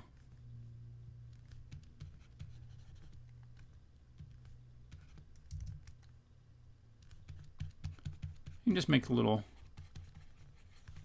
textural dots. The idea of, there's lots of little flurry things that live out in the ocean. So, that sort of thing.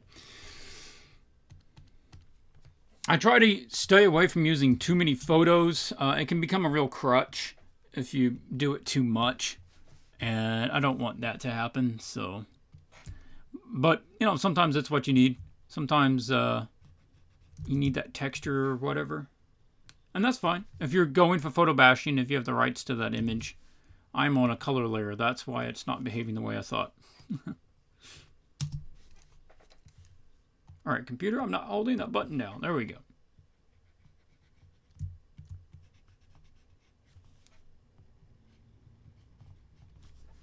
All right, now let's talk about color. I think they should probably have a bit more pop of color. If there were like dolphins are pretty much one tone, right? They don't have a lot of variance, but these are creatures that we just made up. What I'm thinking is we should have color that ties into the sky.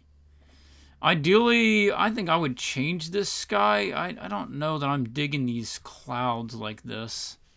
I'm just curious. I'm going to make shape across here. I'll just cut out that guy's little horn.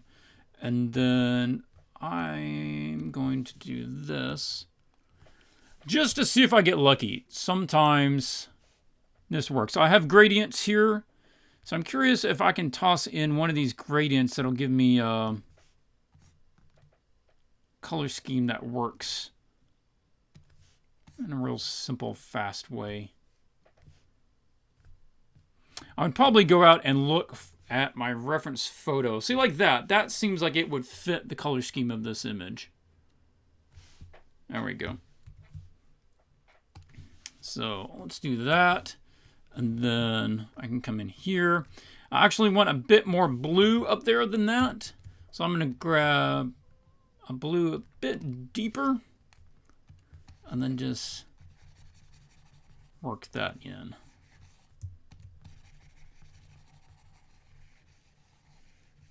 Whoa. Whoa, too much variance, computer.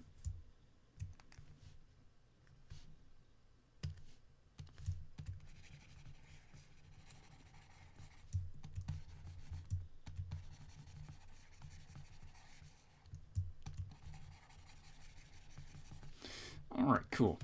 Then I need to practice values. Some tips. Another artist said I could study movie scenes in grayscale and black and white. Yeah, I agree. That's a good idea.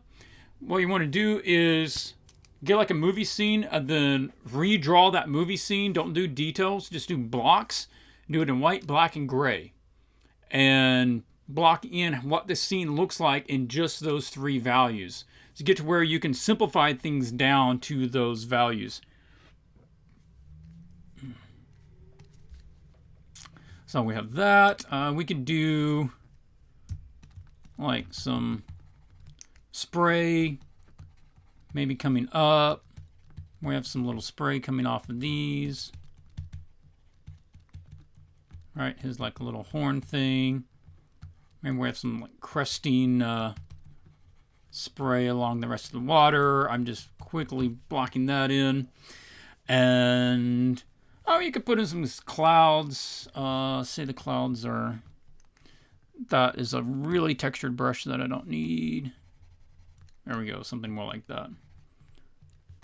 Let me go with maybe some more like cirrus clouds. Something a little thinner. A little wispier.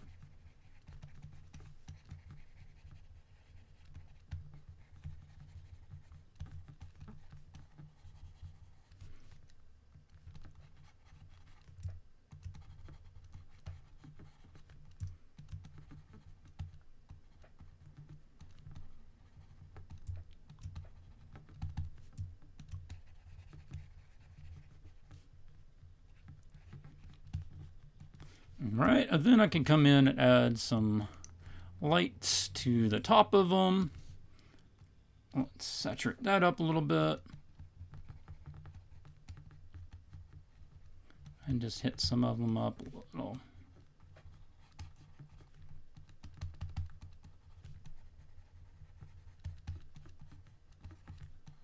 All right, that just, basic block in of kind of what's going on with that.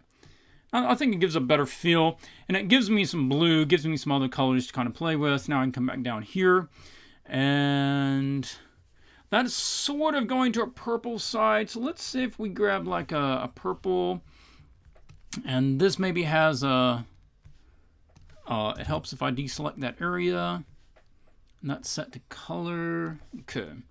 Can you upload the original art and overpaint in the Facebook group? Oh, I could put the overpaint in the Facebook group, sure. Like the before and after. Now, you could spend a long time doing this. I'm just seeing, like, maybe it has a purple stripe that goes down the back.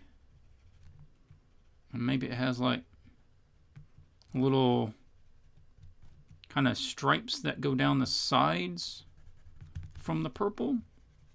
Down the middle of the plates.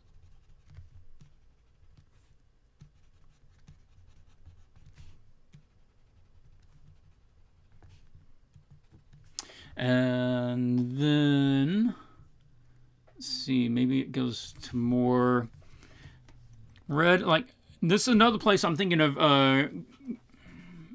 gradations. Maybe the tips of them are a different color, and they gradate into the rest of the color.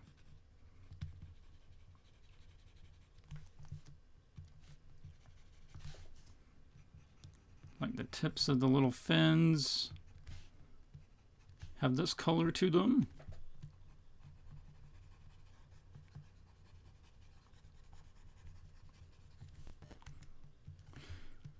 And this is another place where I want to take the time to look up some references of different ways that undersea creatures will be colored. I'm not doing that right now. I'm just kind of spitballing it. But there we go. Let's see. Now, I'll go in here and just play with this for a second. Maybe a different direction, different color scheme would work.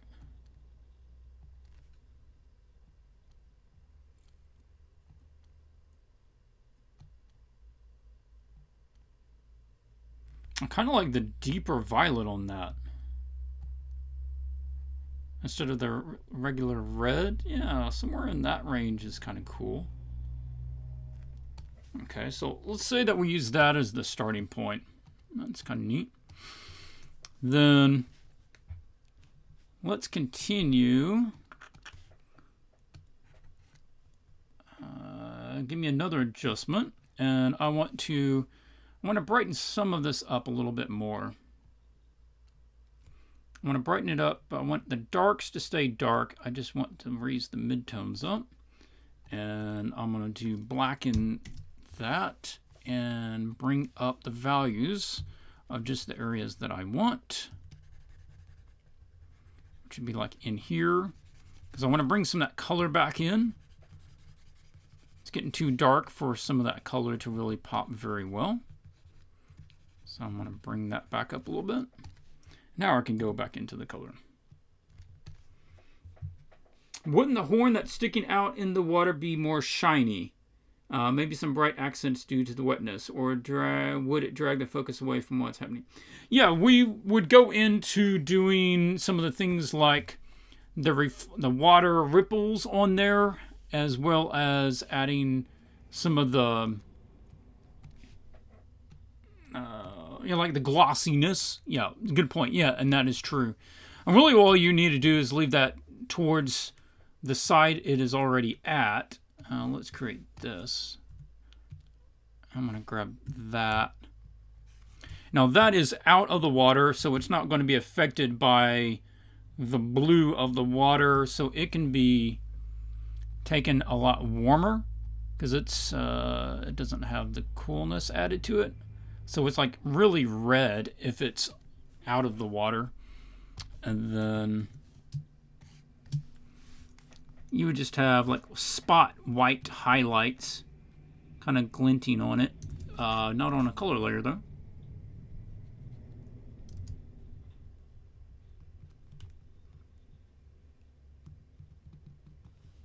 Yep. So you have like white highlights on there.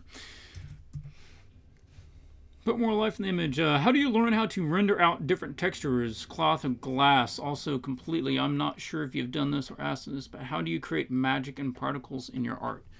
How do you do different textures? It's really just practicing.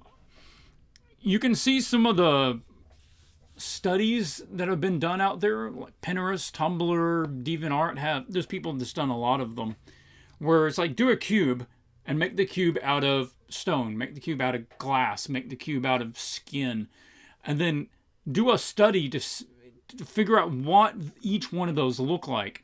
There's a couple of things that you need to pay attention to when doing textures or capturing different materials, and that is what is its glossy versus matteness.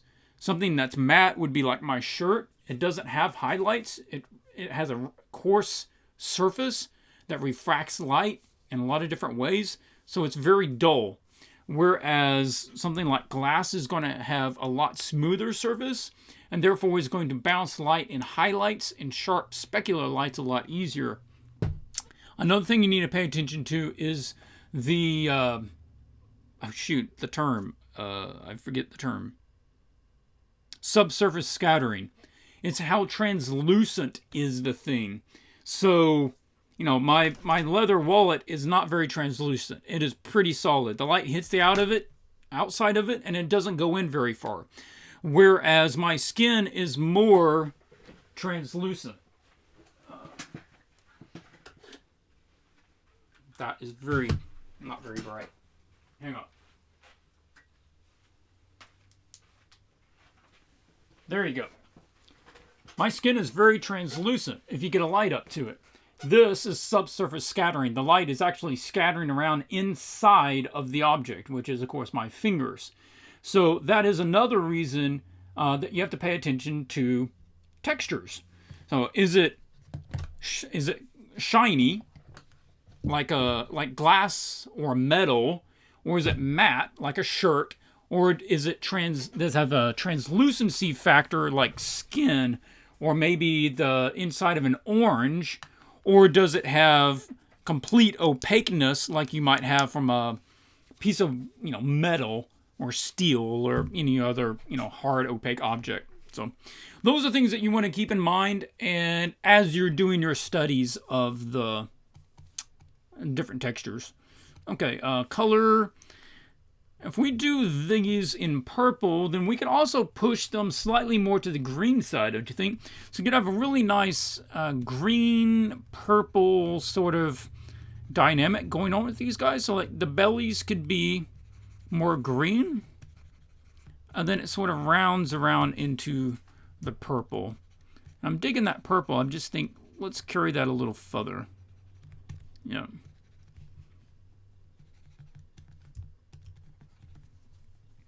And then another good place to use it is get that sort of red tone. And then come in here and maybe along the... no, I did not mean to make that stroke. Take that stroke off. Okay. Another place you could use it is like along the ridges. And like color would build up along the ridges. And the edges, sorry. Along the edges.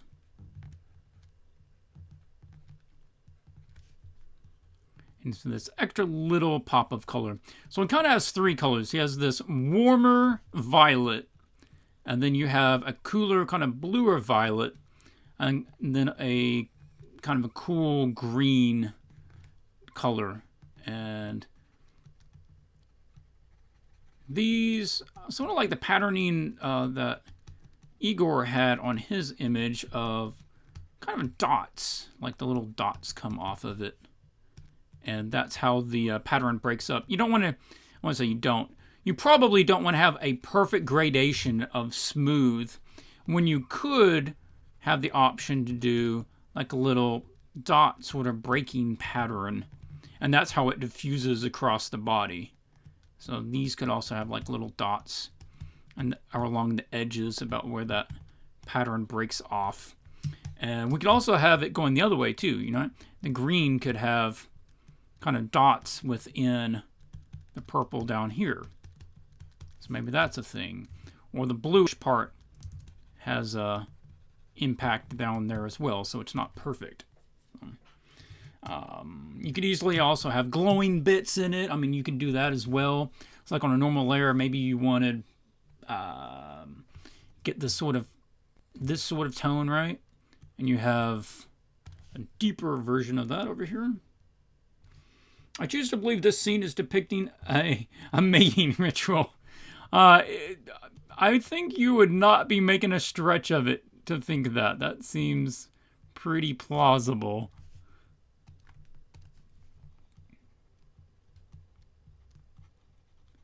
So you could do like a dark thing and then add the glowing bits in there if you want to do that. If you wanted that little extra color.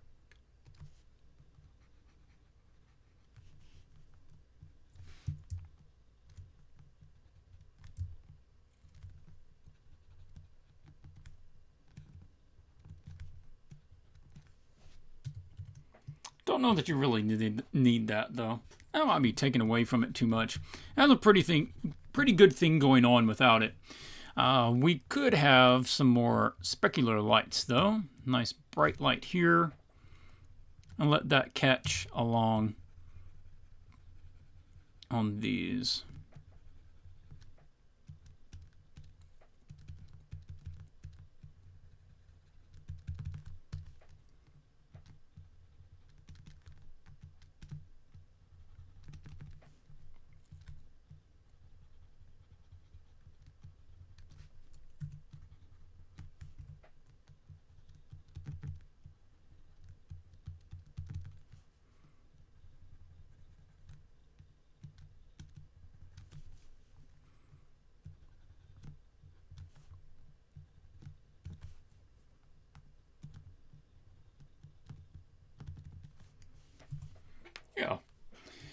like that would be a direction that you could take it to at least address some of the issues going on.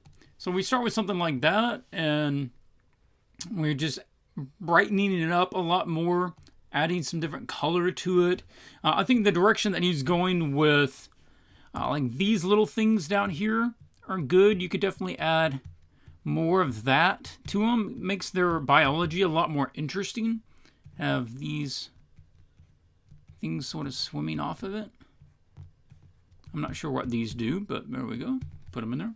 I like the originals feel way more. Kind of got me thinking of one of those days when it's raining strongly outside and you just sit on the sofa with some tea, 3 blankets wrapped around you. I don't know how raining outside with 3 blankets and a tea has anything to do with it, but okay. These are also other places that you could look for spots that you could throw a little light into the background, just help pop some of those shapes out a little bit in the shadows.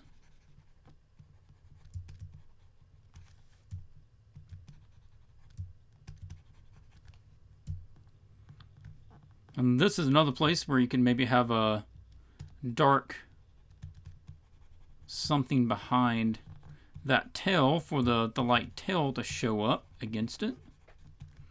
Maybe there's some sort of little hill or rock or something back there.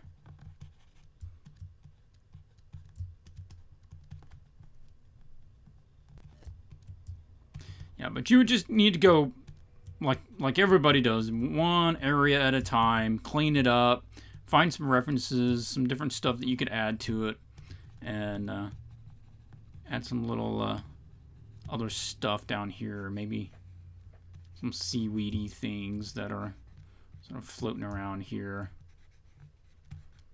Break up that, give it a little shape, give some really faint things down back there, right? That'd take a lot to do that. You could also toss in some other fish. That could be a good idea too. What program do you use for that? I'm using, I don't know if you're talking to me. I'm using Photoshop. Okay, so say that we grabbed,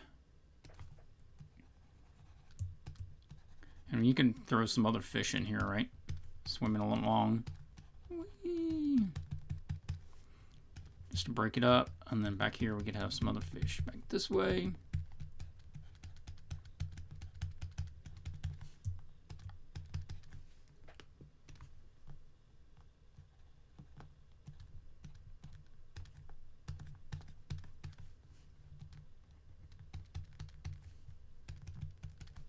There we go.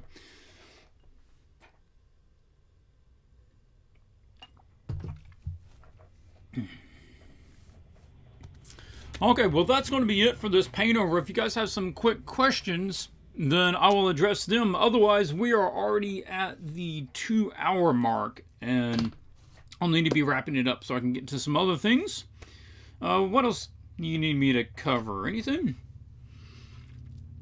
In reply to previous comments, I say the brightness adds more interest. Creatures, which are definitely a big part of it since they're unique. Yeah, it does entirely change depending on what the mood is and what you're going for in the scene. You could definitely do this darker. You could go with even like a stormier sky, and they would be darker in tone. You have a more muted palette, and that's fine.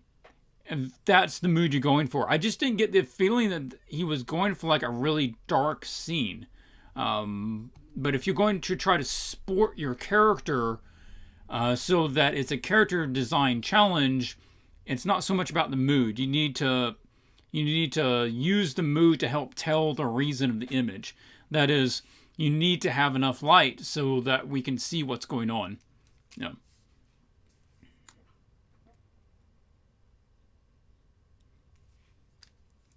Fuzzy didn't show up today. Not today. She's sleeping up there. She's not moved in a while, so she's snoring away. She's doing okay. She's doing okay. Okay, quick recap.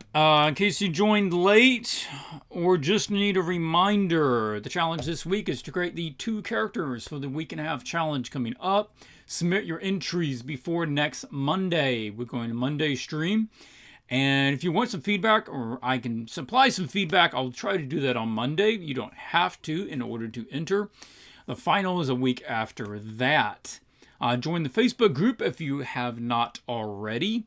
We do not have a Vibrant stream this week. There should be one next week. However, live streams will likely be stopping soon. Once I move, there's a good chance I'm not going to have powerful enough internet where I'm going to, in order to continue doing live streams. I will be doing the art challenges and doing regular video uploads, but it will be all in recording. So there we go. Will you do portfolio reviews, Clint? Yes, I will. Another comment on that is because we're doing 2 weeks. Next week, next Monday, I will take a brief look at some of the sketches and give some quick feedback. However, most of it is not going to be about the submissions. We're going to be doing other things on the off weeks. There are some other topics, just art topics I want to talk about, some little studies that I want to go over. So the off weeks, we're going to be hitting on some other stuff that is not strictly about the challenge. Some of those things will be going back to portfolio submissions. So we'll be taking a look at those, doing paintovers of those. So yeah, we're going to be covering other things basically every other week. Will you also take on Art Weekly Challenge sometime? Would be interesting to see how you handle the task. Yeah, it's possible, but at this stage, if I'm going to be working on something, it's probably going to be on a commission, one where I'm actually going to get paid. So it just doesn't make a lot of sense to be like, well, I'm going to drop 20 hours into this project and I'm going to not take a paid commission in order to do this one. I don't live in a world where I can take more time off to do non-paying projects. At some point, that would be great, but that day is not today, unfortunately. So if you enjoy this channel, please become a sponsor. That's by becoming a patron. Patreon.com/swatches for as little as $1 a month. Seriously, every dollar out there helps me to fund this channel. At this point, Patreon does not bring in enough to cover the time for Patreon and for Swatches, which is why there's a lot of videos that I have not yet made. There's about a day a week that I spend for Swatches, between coming up with the challenge, doing the live stream, and handling the Facebook groups and other issues with entries and communicating with everybody. It's about a day a week that, I don't make anything. And I like doing it, but I can't do more than that. That's 20% of my time that isn't unpaid. I love the community. I love doing what I can, but right now that is the stretch of what I can afford to do. If I can get more support for the channel, then great, and I can afford to put more time into it. But just giving you being transparent, that's where it's at. So if you want to see more, that's what it takes. All right, so thank you very much, everyone, for joining me. I hope to see entries for the new challenge and see what you guys come up with. The character is full body, no background. I'll probably just start in black and white to begin with. Unless you want to do color, take the shot. Go for it. All right. Stay in contact at the Facebook group. I'll try to be there and answer questions as I can. But my computer is freezing up on me here. There we go. All right. Thanks, everybody, for joining. I'm going to head out now. So, till you see you next time, keep drawing.